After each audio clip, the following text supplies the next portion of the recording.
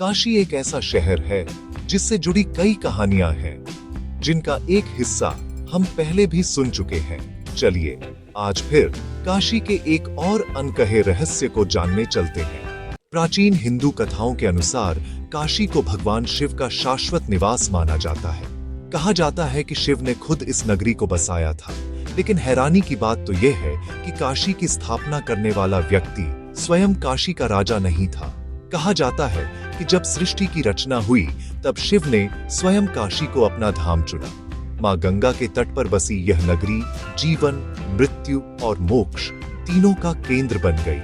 लेकिन ऐसा भी समय आया जब भगवान शिव को अपनी ही प्रिय नगरी से अलग रहना पड़ा।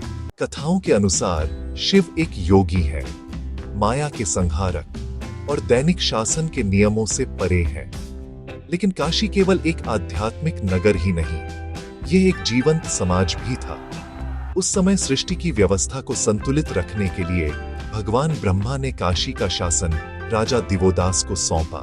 दिवोदास ने शासन स्वीकार किया, लेकिन एक शर्त के साथ कि उनके शासनकाल में कोई भी देवता, यहाँ तक कि शिव भी काशी में निवास नहीं करेंगे। वरदान के नियम के अनुसार भगवान शिव चाहकर भी काशी के अंदर नहीं आ सकते थे। लेकिन सच कहें तो काशी शिव के बिना अधूरी थी और शिव भी काशी के बिना।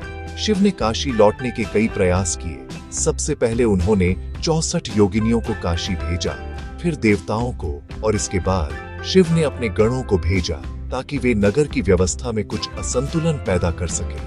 पर काशी का शासन इतना सुव्यवस्थित था कि योगिनियां उसी व्यवस्था से प्रभावित होकर और वहीं बस गई।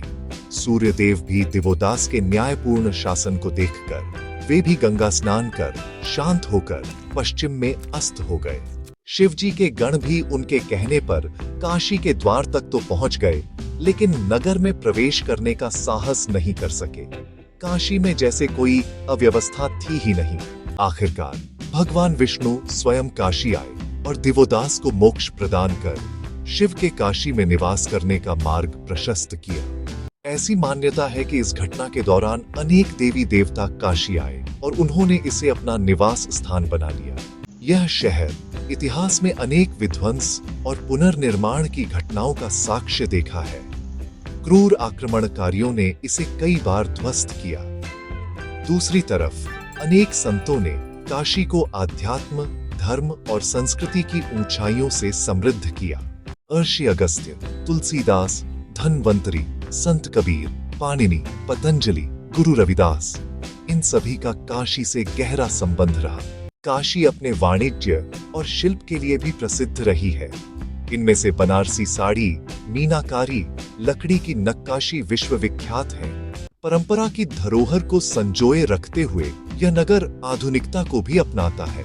संकरी गलियाओं, विश्व प्रसिद्ध शिक्षण संस्थान जैसे काशी हिंदू विश्वविद्यालय, सुबह की लालिमा, शाम की गंगा आरती और स्थानीय व्यंजनों की खुशबू सब मिलकर इसे देश विदेश के पर्यटकों के आकर्षण का केंद्र बनाते हैं। हमारे आसपास की हर कहानी में ऐसे कई रहस्य छुपे हैं। अगले रहस्य को जानने के लिए हमारे साथ बने रहें।